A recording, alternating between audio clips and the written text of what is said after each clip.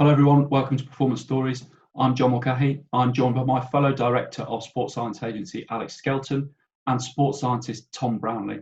Tom's a lecturer at John Moores University and previously did his PhD with Liverpool Football Club.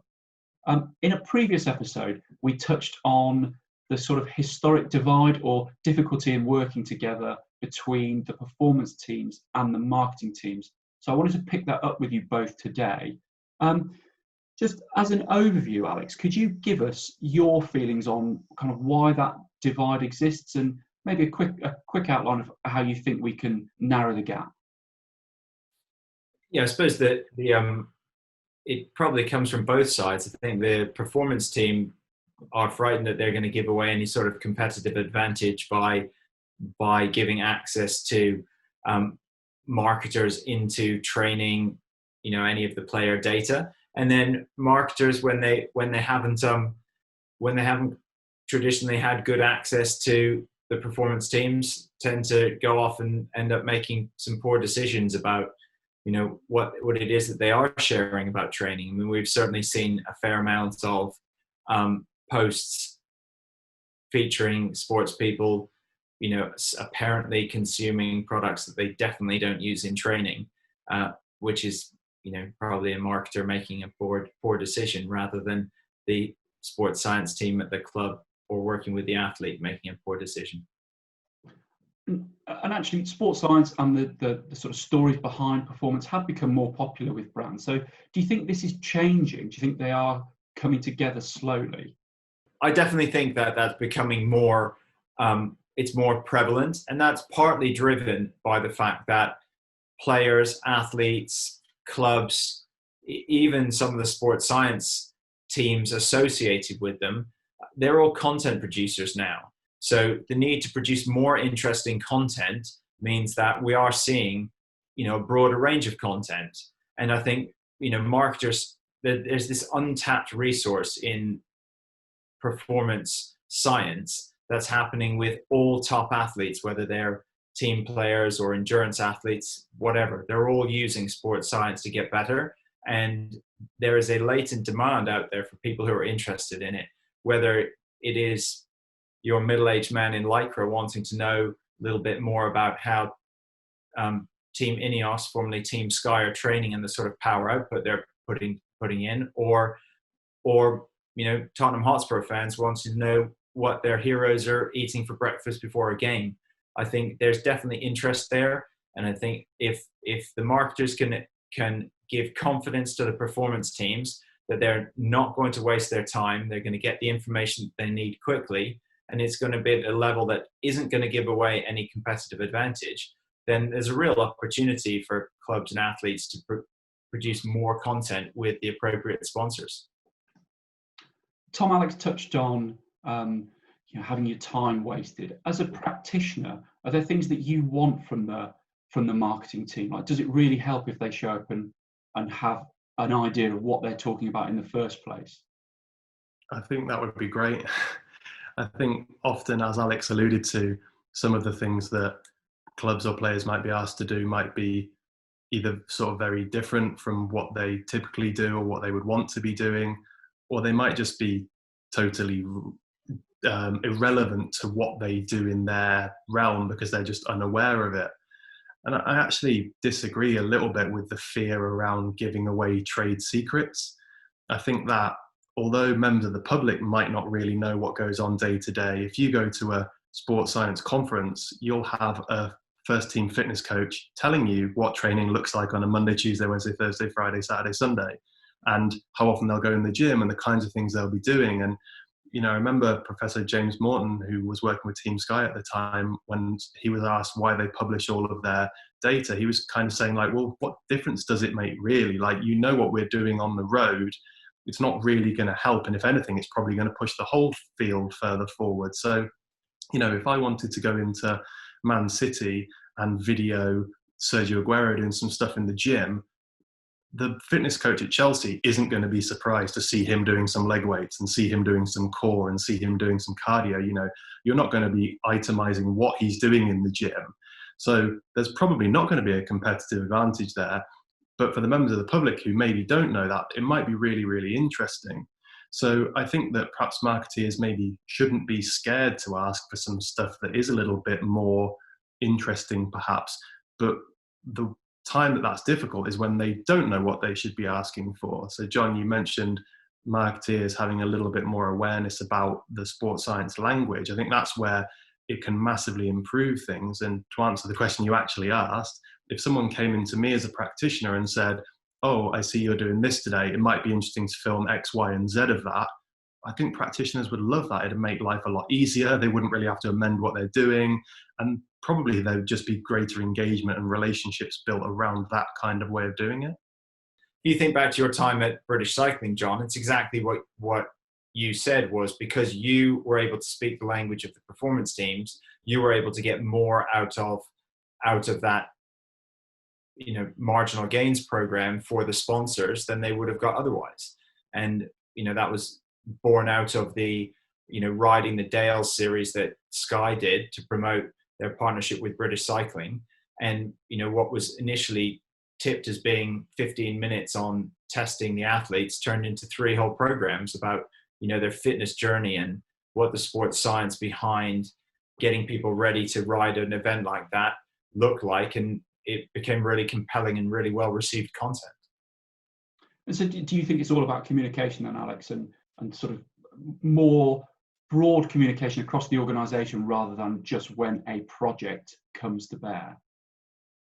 Well, I think given that we work in communication, it's probably a bad question because, of course, I'm going to say yes. But no, I do genuinely believe that if you are able to speak the language of the performance team and are able to explain to them actually the level that you need to pitch this stuff at for the right audience, then you'll get a much better result. Because, like Tom says, actually, no one is asking for the number of reps and the weight that Sergio Aguero is lifting in the gym. What we're talking about is a pretty broad brush approach to the types of training that people are doing and why they're doing that sort of training.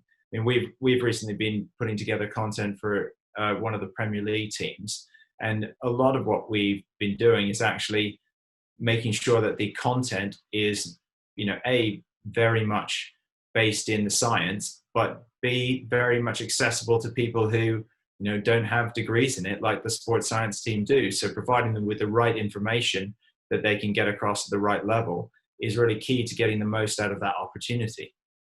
And Tom, with the growth of social media, particularly individual players, do you think this has got easier for performance teams because players are more used to it, perhaps more relaxed, and therefore it takes up less time and creates less stress? Yeah, absolutely. I mean, believe it or not, there are still shy footballers out there, but I guess it's a bit of a sort of a normal distribution. But the ones in the middle, I mean, I've definitely been in dressing rooms where people are sort of comparing how many followers they've got on Instagram and taking the mickey out of each other because they've only got 2 million and they've got 3 million and stuff like that. And, we just see the content everywhere now, don't we? I mean, you look on BBC News this morning and it's, one of their headlines is a video from Virgil van Dijk's Instagram, which is kind of filmed really badly, but they're so used to being involved in that content now, aren't they? And I think that can only make it easier for everybody, really. They're more used to being in front of camera. They're probably happy to have an input. It probably quickens the process, which I think from the performance staff, they're probably happy to have their assets spending less time doing something because they're all a bit more familiar with it. So yeah, certainly, especially since now we're in the hopefully becoming post-COVID era where they've probably been producing more content than ever because they haven't had much else to do, really. And Tom, what about the performance teams? Do you think the performance teams have anything to gain from being more available for media work and content creation for the clubs? Yeah, I mean, there's a few ways I could answer that. There's my sort of more cynical hat on, perhaps, which looks at self-promotion and people perhaps looking to open clinics and things like that, which you do see a lot. People exiting out of football and concentrating on that from a profile that they've built through social media. And I'm sure if you're on your club's documentary, then that can be really beneficial. But I think generally sports science and medical teams are, the higher their profile is, the better. I saw a quote from Jurgen Klopp in the first game back after the COVID break where they asked why Mo Salah wasn't playing. And he said, well, my sports science team said he wasn't ready. And if I'm not going to listen to them, why am I going to employ them? I mean, I'm sure there are sports scientists all over the country absolutely rubbing their hands together at that. But anything that can increase someone's profile, whether it's as an individual or as a department, I think is really, really beneficial. So yeah, absolutely. I'm sure they'd be keen for that. And again, the same question, the same answer. Everyone, all of us are becoming content creators in a sense now, aren't we? So again, whereas 20 years ago, they might have been really uncomfortable doing that kind of stuff, now they're probably just a lot more used to it. And again, COVID has probably helped with that, because they've probably been filming themselves or their colleagues doing exercises to send out for players for the last 3 or 4 months. So they're probably just a bit more familiar with how to do it. So yeah, for sure. And Alex, do you see the value in building the brand around this kind of content? So if we look at Team Sky, now Team Ineos, the growth in the brand, or the growth in the quality of the brand around Team GB is all based in performance and telling a quality performance story. Do you see where that can really benefit clubs? Oh, absolutely. It's an untapped market, both in terms of it's an area that fans are interested in and they're not getting probably the volume of content or the depth of content that they would like. But also from a revenue generating perspective, there's a whole opportunity to sell that as a sponsorship. And if you're a potential sponsorship in the Premier League, you could, or in fact any league, you could actually own the performance of a team. No one has done that yet, but it's only a matter of time, I think, before, say, AXA's training sponsorship of Liverpool turns into something more like a performance sponsorship, where they can talk about the training of the players more widely, and how the training impacts on the performance on the pitch. So I think that there is a big opportunity there. Before we finish, could you just give me a quick summary of your thoughts on how best to overcome the challenge between marketing and performance?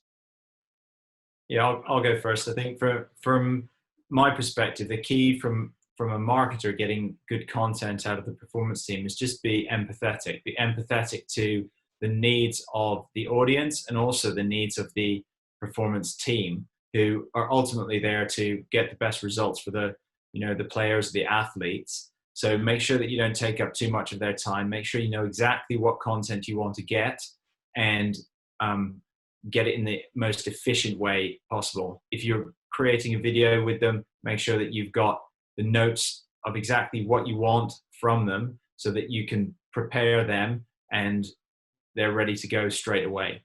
Tom, anything that you would add? Yeah, I think you're right that if you can do things as concisely as possible, then players and staff will certainly appreciate that. I think the way of aiding that, as we spoke about, is to have someone inside the marketing team who maybe knows a little bit, so they can help to sort of cut out some of the fluff perhaps. But the positive spin, I think, is that we're in a time where the players and the staff have never been so sort of capable and familiar with this kind of thing, mostly because they're filming themselves all the time. So I think there are some real opportunities to be made, that's for sure.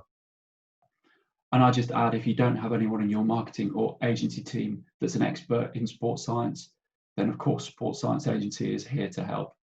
You can find out more by Googling Sports Science Agency. We'll be top of the page. You can look us up on Twitter at Sports Sci Agency, or hit subscribe here on YouTube, and hopefully we'll see you again soon.